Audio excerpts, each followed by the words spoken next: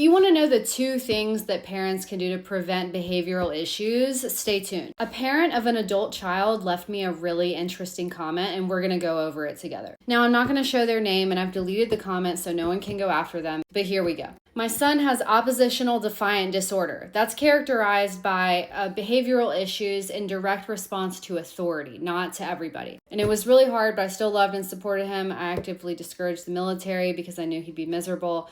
I'm not going to pretend like there wasn't frustration and friction between us because I was already stretched thin as an overworked single mom suffering corporate abuse. So having one of my kids actively defying me every day would take its toll, especially when my PMDD was in full swing. So PMDD is premenstrual dysphoric disorder. It's basically PMS times a million. But they always knew that it was about their happiness. Okay, so let's break this down. Is it your external circumstances by way of like whether your family's intact or not? Not really. I don't think being a single mom is what leads to behavioral issues. 2, we're understanding she was overworked, so finances were probably an issue. So is it your economic situation that leads to behavioral issues? Probably not.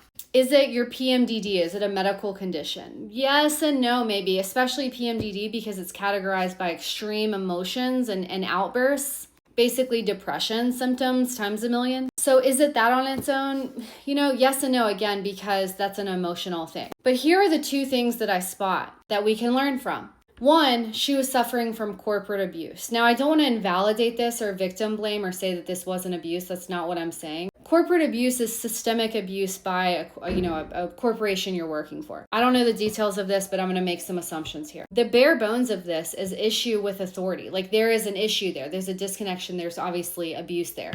And not to invalidate that, but I wonder how when she came home, how she talked about that, how that affected her, what the kids saw that was modeled for him in her behavior. And the second thing, and I think this is the biggest thing, is the word defying.